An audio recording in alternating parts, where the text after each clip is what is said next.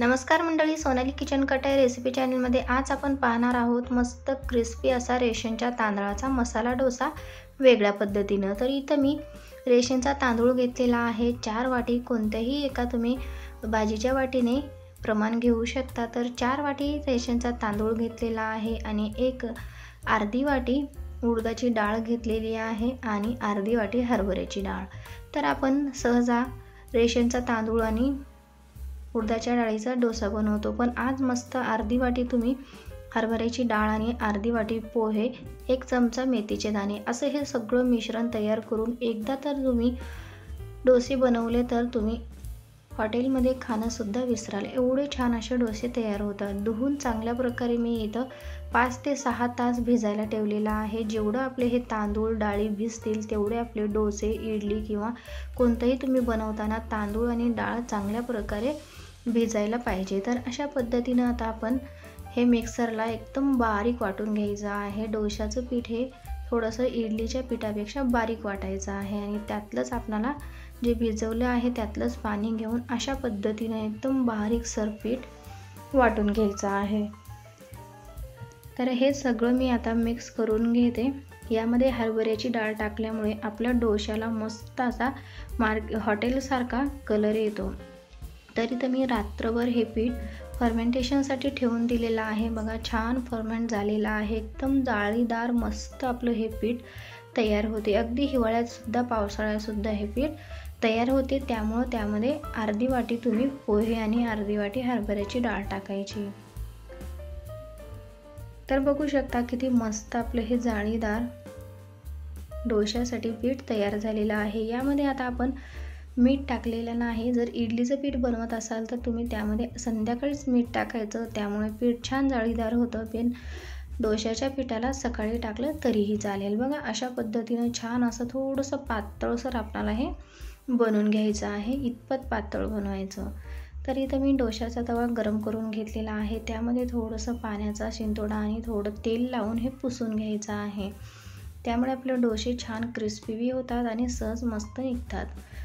तर इथं बॅटर टाकलेला आहे, 1.5 पळी बॅटर घेतलेला आहे आणि अशा पद्धतीनं पळी जी आहे एकाच दिशेने आपल्याला पळी न उचलता फिरवायचं आहे।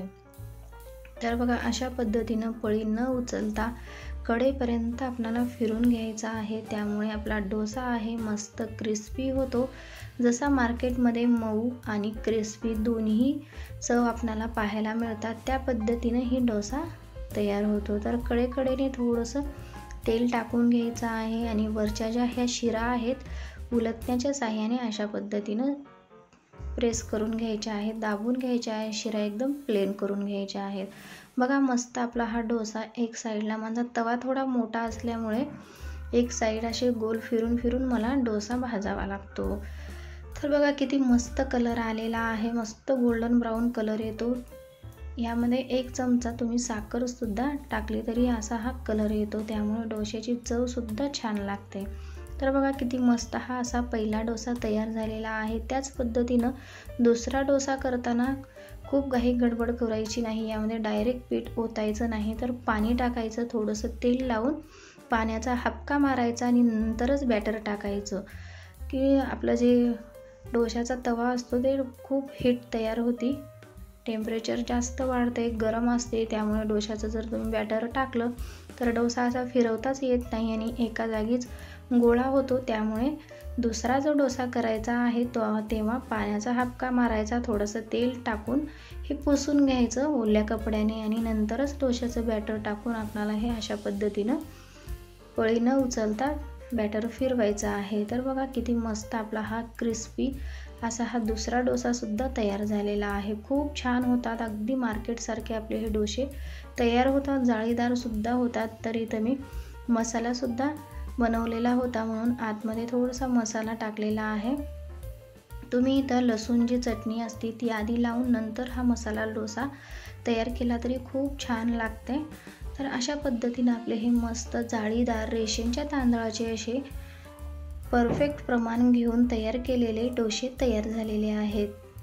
तर ह्या पद्धतीने तुम्ही जर डोसे बनवाल तर अगदी पहिल्यांदा बनवत असाल तर सुद्धा परफेक्ट बनतील। तर इथं मस्त शेंगदाण्याची चटणी किंवा नारळाची चटणी आणि बटाट्याचा असा मस्त आपण भाजी बनवलेली आहे मसाला, तो अशा पद्धतीचा बेत तुम्ही नक्की एकदा ट्राय करून बघा माझ्या पद्धतीनं.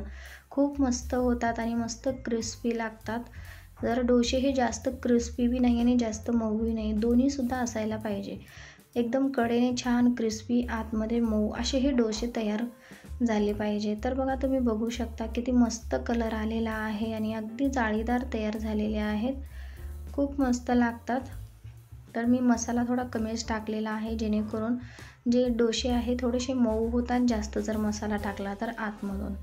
बघा मार्केटसारखे मस्त असे पातळ आपले हे डोसे क्रिस्पी तयार झालेले आहेत. तर हे प्रमाण वापरून तुम्ही सुद्धा डोसे एकदा बनवून बघा, अगदी परफेक्ट बनतील आणि तुमच्या घरच्यांना सगळ्यांना आवडेल. रविवारी मस्त असा हा जर बेत असला तर मुलं काय मोठे सुद्धा खुश होतील. तर हे प्रमाण वापरून नक्की बनवा आणि माझी ही अशी एक विनंती आहे की जाता जाता माझ्या चॅनलला सबस्क्राईब करा, कारण मी खूप मेहनतीने व्हिडिओ बनवते आणि तुमच्या सपोर्टची मला खूप गरज आहे. त्यासाठी जाता जाता चॅनलला सबस्क्राईब करा आणि साईडला दिलेल्या घंटीवर प्रेस करा, जेणेकरून नवीन व्हिडिओचं नोटिफिकेशन तुम्हाला मिळून जाईल आणि माझे व्हिडिओ पाहत राहा, मला सपोर्ट करत राहा. असाच आपण झटपट व पारंपरिक पदार्थ घेऊन भेटू पुढच्या व्हिडिओमध्ये. व्हिडिओ पाहिल्याबद्दल धन्यवाद.